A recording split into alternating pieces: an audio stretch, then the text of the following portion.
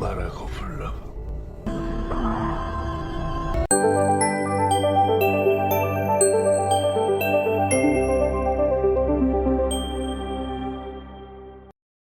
Suatu hari, Taisik diminta melakukan pekerjaan yang sangat berisiko.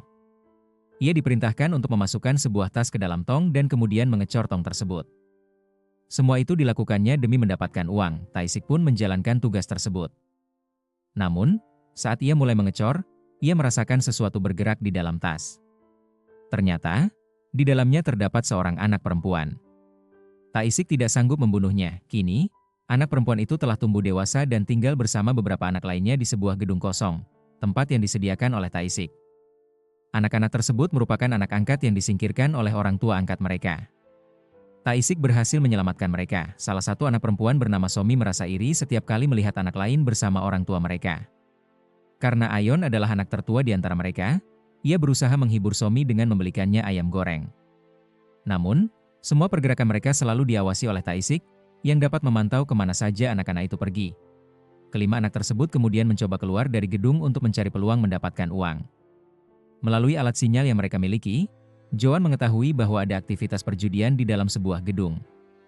Mereka pun menyusun rencana dan membagi tugas untuk menyusup ke tempat tersebut. Ayon dan Soksu berpura-pura sebagai peserta perjudian. Namun, karena penjaga berusaha menghalangi mereka, perkelahian pun tak terhindarkan.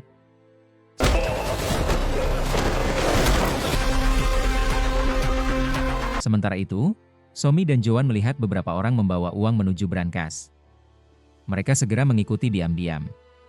Setelah berhasil melumpuhkan penjaga, keadaan di dalam tempat perjudian menjadi kacau akibat perkelahian yang terus berlangsung. Keributan itu memaksa Somi dan Ayon menjatuhkan tiang lampu untuk melarikan diri. Tak lama, suara sirene polisi terdengar. Rupanya, itu adalah ulah Somi yang sengaja membuat laporan agar mereka bisa keluar dari tempat tersebut. Namun, Ayon hanya mengambil 50 won dan meninggalkan sisa uang di tempat itu. Setelah kembali, mereka membeli ayam goreng dan menikmatinya bersama. Tak lama kemudian, Taisik menghubungi mereka. Sebagai hukuman, anak-anak itu dilatih menembak dengan cara melampiaskan amarah mereka terhadap perlakuan buruk dari orang tua angkat masing-masing. Mereka diarahkan untuk menembak sasaran di dinding. Saat Ayon hendak menembakkan pelurunya sambil mengingat masa lalu, tiba-tiba Taisik merebut pistolnya. Taisik tidak peduli dengan apa yang mereka rasakan, tapi ia sangat marah jika anak-anak keluar dari gedung tanpa seizinnya. Mendengar hal itu, Somi merasa frustrasi dan mempertanyakan mengapa ia harus hidup seperti itu. Namun, Ayon mengingatkan bahwa merekalah yang dulu memohon untuk tetap hidup dan diselamatkan. Semua pun terdiam, dan Taisik meninggalkan mereka. Ia adalah orang yang telah menyelamatkan anak-anak itu saat hendak dibuang oleh orang tua angkat mereka. Ia tak sanggup membunuh mereka, dan sejak itu ia menjadi pelindung mereka. Kemudian, Taisik menemui Ayon dan berbicara empat mata. Ia meminta agar anak-anak segera pergi ke pelabuhan dan menaiki kapal agar dapat menjalani kehidupan bebas di tempat lain. Taisik berjanji akan menyusul mereka saat waktunya tiba. Keesokan harinya, rekan Taisik mengeluh karena belum ada anak yang akan disingkirkan lagi. Taisik menyarankan agar ia meminta pekerjaan lain kepada manajer Jung. Namun, ternyata manajer Jung juga memiliki atasan. Saat ditanya siapa atasannya, ia hanya menjawab, mungkin Tuhan. Sementara itu, Kim Si-hee, seorang dermawan yang dikenal sangat menyayangi anak-anak, mengunjungi yayasan anak. Di sisi lain, Jung Hyun alias manajer Jung bertemu dengan seorang wartawan yang mengetahui seluruh bisnis gelapnya. Jung tidak ingin rahasianya terbongkar. Meski wartawan itu memohon dan meminta maaf, Jung tetap kejam dan mendorongnya dari atap gedung. Di tempat lain, Ayon tampak sering menonton siaran TV yang menampilkan Kim Si-hee, membuat Somi heran. Ternyata, Kim Si-hee memiliki seorang putri yang sangat cerdas dan mampu menjawab semua pertanyaan gurunya dengan sempurna. Di sisi lain, ada juga seorang anak bernama Chao Si-woo, yang sama seperti mereka adalah seorang anak angkat. Namun ternyata, Chai Si-woo tidak sepintar putri Kim Si-hee. Setelah melihat hasil tes Si-woo yang rendah, ibunya terlihat sangat kesal. Ia bahkan meminta sang guru untuk mengadakan tes ulang. Saat pulang, meskipun masih diliputi amarah, ibunya tetap bersikap manis kepada Si-woo, bahkan mengajaknya pergi ke taman bermain. Sementara itu, dalam perjalanan pulang bersama putrinya, Kim Si-hee menerima sebuah telepon. Ia meminta maaf kepada anaknya karena telah mengganggu waktu belajarnya, namun sang putri, yang memang cerdas, mengatakan bahwa hal itu tidak menjadi masalah. Di tempat lain, Bu Tising mendatangi rekannya yang sedang memasukkan tas ke dalam tong. Ia menunjukkan bahwa mereka mendapat panggilan baru. Ada pekerjaan untuk menyingkirkan seorang anak berusia 11 tahun. Kliennya menginginkan uang pengembalian dan ingin menyingkirkan anak angkatnya. Di sisi lain, Siwu dan ibunya sedang bermain di taman. Ibunya berdalih ingin membeli minum dan meninggalkan Siwu sendirian. Ia kemudian menghubungi suaminya untuk membahas rencana yang telah mereka susun. Ternyata, suaminya divonis tidak bisa mempunyai keturunan. Itulah sebabnya mereka mengadopsi anak agar bisa menyenangkan hati mertuanya. Tak lama, Siwu menyadari bahwa ibunya menghilang dan mulai panik. Sementara itu, ibunya bersiap menjalankan sandiwara. Ia berpura-pura menangis dan berteriak mencari Siwu yang hilang. Suaminya datang dan ikut berpura-pura sedih atas kehilangan anak mereka. Sementara itu, Taisik muncul dan berpura-pura menjadi orang suruhan ibunya untuk menjemput Siwu. Ia menculik Siwu dan membawanya ke tempat tersembunyi. Ketika Siwu sadar, Taisik mengungkapkan bahwa ia sedang diculik atas permintaan ibu angkatnya sendiri. Siwu awalnya tidak percaya, tetapi Taisik memperlihatkan rekaman percakapan ibunya. Siwu sangat terpukul dan berharap masih bisa kembali kepada ibunya. Ia berjanji akan menjadi anak yang lebih baik. Namun, Taisik meminta Siwu untuk percaya kepadanya dan memberinya secari kertas berisi denah menuju tempat aman. Meski masih ragu, Siwu akhirnya pergi ke tempat telepon umum. Di saat yang sama, orang tua Siwu sedang membicarakan tentang kematian anaknya. Tiba-tiba, mereka menerima telepon dari nomor tak dikenal. Suaminya meminta istrinya untuk berpura-pura sedih. Namun, begitu mendengar suara Siwu di ujung telepon, ia langsung terkejut. Ia tak menyangka bahwa Siwu masih hidup. Saat itulah Siwu menyadari bahwa ibunya memang berniat menyingkirkannya. Sementara itu, Jung Yun mendatangi sebuah tempat penampungan anak. Pengawalnya memberitahu bahwa Siwu masih hidup. Jung Yun panik dan langsung menghubungi rekan Taisik untuk meminta penjelasan. Di tempat lain, Siwu akhirnya tiba di markas tempat anak-anak lain tinggal. Ayon dengan sigap membukakan pintu dan membawanya masuk. Tak lama kemudian, rekan Taisik datang dan menanyakan soal keberadaan Siwu.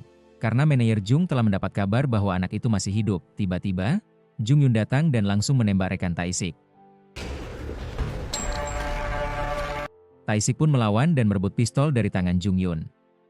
Pertarungan sengit pun terjadi di antara mereka. Setelah keluar dari gedung, Taisik segera membawa mobil untuk melarikan diri. Di sisi lain, Siwu terlihat sangat sedih setelah mengetahui kenyataan pahit yang menimpanya. Somi memperkenalkan dirinya dan beberapa anak lainnya yang tinggal bersama di markas tersebut. Saat Ayon tidak bisa menghubungi Taisik, mereka mendengar siaran dari mobil polisi yang sedang mencari seorang anak berusia 11 tahun. Mereka curiga bahwa yang dimaksud adalah Siwu. Ayon pun bertanya apa yang sebenarnya terjadi. Siwu menjawab bahwa ia telah menghubungi orang tuanya. Kini, Taisik dalam bahaya karena sedang diburu oleh Jung Yun dan anak buahnya. Ayon yang khawatir segera menyusul menggunakan sepeda motor.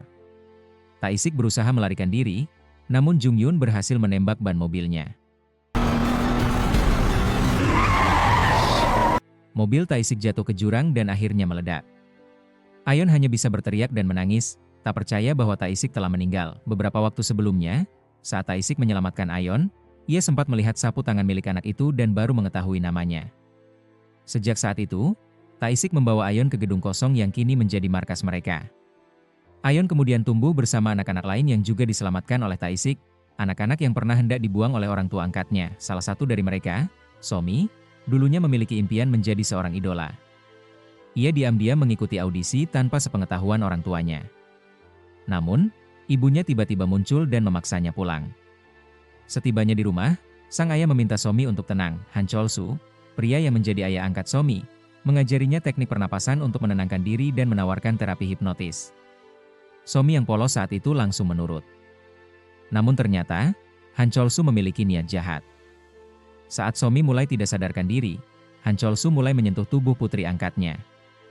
Setelah melakukan perbuatannya, Han Chol-su tampak puas saat keluar dari kamar Somi. Sejak kepergian Taisik, Somi pun terlihat sangat terpukul. Dengan penuh amarah, Somi langsung menyalahkan Siwu atas kejadian yang baru saja terjadi. Tentu saja hal itu membuat Siwu ketakutan, hingga Ayon segera menghentikannya. Sebenarnya, tidak ada yang perlu disalahkan. Tiba-tiba, dua pria datang memeriksa markas mereka. Mereka adalah anak buah dari Jung Yun. Ayon meminta Siwu untuk tidak berteriak. Untungnya, kedua pria itu akhirnya pergi tanpa mencurigai apapun. Setelah kejadian itu, Ayeon meminta semua anak segera berkemas dan meninggalkan tempat tersebut. Anak-anak mulai bersiap, membawa barang-barang berharga mereka. Saat itu, Ayeon membuka brankas milik Tae-sik. Di dalamnya, ia menemukan sejumlah surat, sebuah ponsel, dan selembar kertas yang berisi informasi tentang dalang di balik skema adopsi anak-anak terlantar. Ia juga menemukan surat dari Tae-sik yang ditujukan khusus untuk Ayeon, berisi kenangan saat pertama kali mereka bertemu serta cerita tentang anak-anak lain yang berhasil diselamatkan. Tak hanya itu, Ayeon juga menemukan alat perekam suara. Dari rekaman tersebut terdengar pengakuan para orang tua yang secara sadar melepaskan hak asuh terhadap anak-anak mereka. Di ponsel milik Tae-sik, terdapat pesan dari seorang pemilik kapal mengenai pengiriman barang di pelabuhan Incheon. Sementara itu, polisi tengah menyelidiki lokasi jatuhnya mobil Tae-sik. Mereka menemukan ponsel Tae-sik yang sudah hancur. Dari kejauhan, Jung-yoon diam-diam mengamati lokasi tersebut. Kemudian, Jung-yoon mendatangi markas Tae-sik dengan harapan menemukan jejak anak-anak. Namun, tempat itu telah kosong. Kini Ayeon, Somi, Soksu, Joan, dan Siwoo bersiap meninggalkan markas. Namun tiba-tiba terdengar suara ledakan dari luar. Ternyata Jung-yoon dan anak buahnya sedang melakukan pembongkaran. Mereka menyerbu masuk ke dalam gedung. Ayeon dan yang lainnya mencoba melarikan diri lewat pintu belakang, tapi para pengawal berhasil menemukan mereka. Untungnya, anak-anak itu tahu jalan pintas yang hanya mereka yang mengenalnya. Gedung tersebut akhirnya meledak saat mereka berhasil kabur. Sementara itu, Jung-yoon menemukan ponsel Tae-sik yang tersisa dan membaca pesan-pesan yang ada di dalamnya. Di sisi lain, Kim Si-hee akhirnya bertemu dengan seorang wanita terpandang yang disebut Nyonya Besar. Wanita itu mengaku sangat mencintai suaminya, tetapi tidak bisa memiliki anak. Ia meminta bantuan kepada Kim Si-hee, dan Kim Si-hee pun sangat senang menerima permohonan itu. Sementara itu, teman-teman Siwoo mulai curiga tentang keberadaannya. Beredar rumor bahwa Siwoo dimasukkan ke rumah sakit jiwa. Putri Kim Si-hee yang tampak murung dijemput oleh ibunya.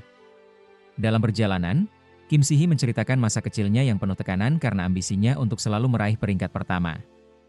Hal itu membuat sang putri merasa tertekan. Putri Kim Si-hee kemudian menemui Jung-yoon yang saat itu sedang berlatih tinju. Melihat tangan Jung-yoon terluka, ia memintanya berhati-hati.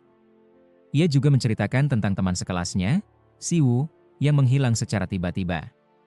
Jung-yoon berpura-pura tidak tahu dan segera mengalihkan pembicaraan. Sementara itu, Ayeon, Somi, Soksu, Joan, dan Siwoo akhirnya berhasil melarikan diri dan tiba di tepi laut.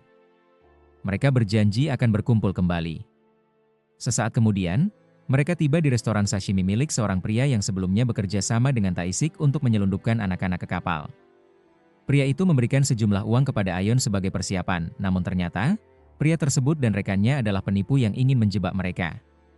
Mereka sebenarnya adalah anak buah Jung-yoon. Anak-anak pun melawan dan berhasil menyingkirkan mereka. Mereka berpencar untuk melarikan diri. Jung-yoon melihat Ayeon dan langsung mengejarnya. Beberapa anak naik ke atas kontainer, sementara yang lain bersembunyi di dalamnya. Somi dan Joan merancang jebakan menggunakan kembang api. Saat para pengawal mendekat, kembang api dinyalakan dan membuat mereka tidak bisa bergerak. Soksu dan Siwoo berhasil menemukan mobil untuk melarikan diri.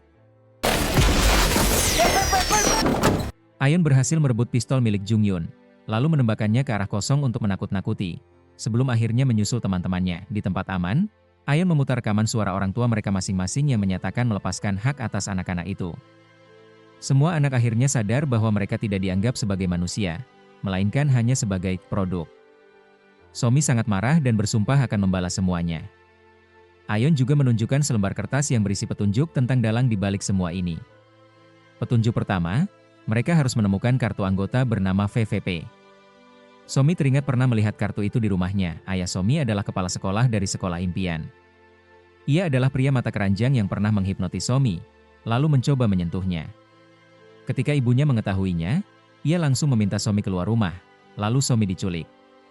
Beberapa waktu kemudian, Han Chol-soo, ayah angkat Somi, keluar rumah dan masuk ke mobilnya. Ayeon dan Somi segera membuntutinya menggunakan sepeda motor. Han Chol-soo lalu bertemu teman-temannya dalam kondisi mabuk. Ayeon mendekat dan menawarkan diri sebagai sopir pengganti.